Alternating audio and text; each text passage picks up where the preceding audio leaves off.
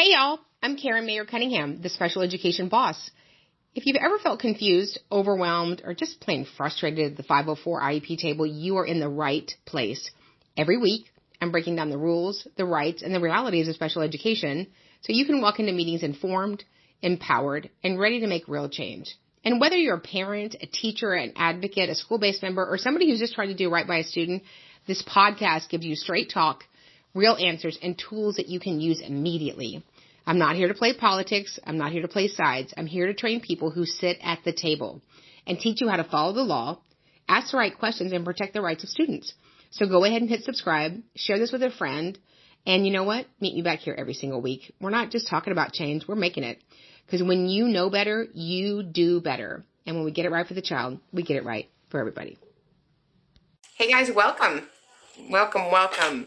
If you haven't met, I'm Karen Mayer Cunningham, Special Education Boss, training everyone that sits at the 504 IEP table to navigate and negotiate successful outcomes.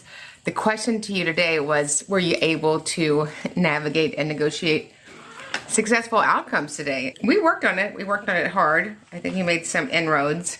Did you have good IEP meetings? Were you able to communicate effectively with others? Don't you find it interesting that when you're in an IEP meeting and somebody starts to bark and interrupt, there's a reason for that?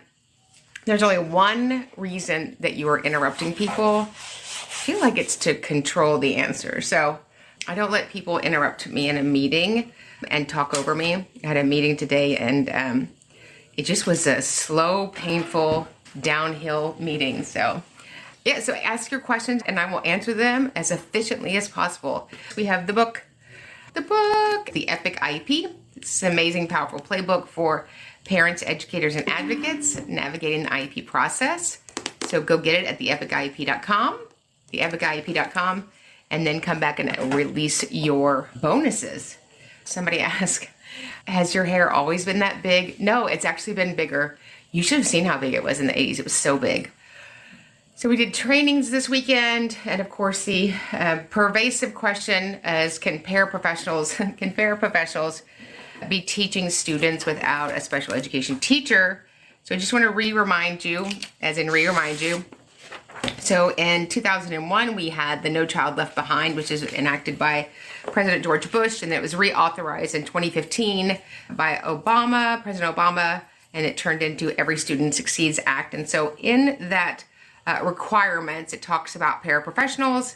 It talks about their requirements, and it says a paraprofessional may provide instructional support services only when working under, quote unquote, the direct supervision of a highly qualified teacher. I don't know why we are arguing about what direct supervision means, direct supervision.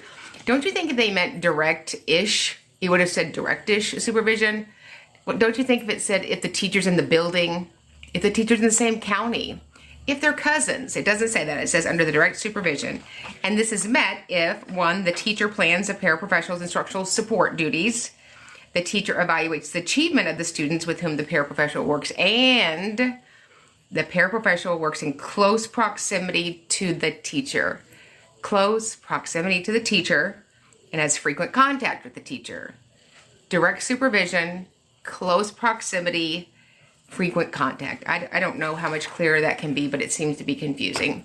To download the Special Education Academy app. All of our content comes out there every day, all 12 pieces. Child has an IEP and has home instruction, temporary, and I'm not giving DR how this works. Can a para take over a self-contained sped class for a teacher who's quitting? She will take a boot camp. Oh, I like that, boot camp. So a self-contained classroom very much needs a special educator teaching in that classroom. So no, a paraprofessional cannot take over that classroom. How often can a special needs student on behavioral services be suspended? I mean, it depends on the acuity of the disciplinary action. Do special needs laws include private schools? So special education, IDEA, the Individuals with Disabilities Education Act, grants federal funds to public schools that make a grant letter annually that says, hey, we are Alabama, we are going to meet all of our IDEA obligations, and does that. Is it okay to exclude a student from a reward trip because of behaviors who has social emotional IEP? If we're going to have a trip, we should make it appropriate for him and him to have equal access, certainly taking into consideration the acuity of his disability. Is there a legal amount of SPED students for someone with no training of special education to watch? I don't see, a number, but some states have sort of, guidance around ranges. What to do when a child has an ES and now is in general ed is putting the class and staff in danger. So what to do would be your principal needs to step in and make sure that he's keeping everybody in the campus safe. What happens when you have educational testing done and they test on the lower end scale? Our job is to evaluate children who are in need of special education and related services with suspected disabilities. It goes on to say in Child Fine 300.111D that a child doesn't even have to be listed by their eligibility as long as we know that that student is in need of special education and related services. Is the school supposed to give directions on homeschooling? I'm not told how it works. It's frustrating. Yeah, so homeschooling is going to come from, you select that. You can find co-ops, you can find curriculum. I would reach out to the state general education and see if they have any guidance on that. Tips on handling outside services in your classroom. Just make sure that they're beneficial for the student. If it's a push-in model, that has to be the right place to deliver that therapy. Can you go to 504 for mental disorders such as OCD and bad anxiety? Certainly if you have mental needs and OCD and bad anxiety, I would want an IEP so that we get services, supports, goals. What about teachers that are still in school but teaching as interns? Interns as special education teachers. So here's the good news. You are either a certified special educator or you are not. And I understand that there's a track to get there, but until you're a certified special educator, you wouldn't meet the state standards. And of course, each state will have special education teachers that are certified on their state website. Can admin refuse to evaluate a pre-K 4 student who was looked at in their development year? No, when the parent asks for testing with a suspected disability, we do the testing. Should kids with pullouts 89% of the day be in general education? So kiddos should be in general education when that's the appropriate setting for that content area. What to do about a kid who can't stay awake during class? Certainly, I would look for, an evaluation to see what is the function of that sleeping.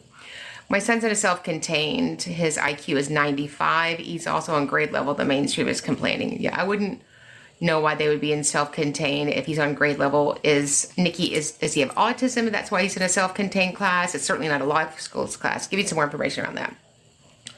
Maximum students in LP classrooms in Massachusetts. I was told this year my child has to be reevaluated for dyslexia. He has an IEP.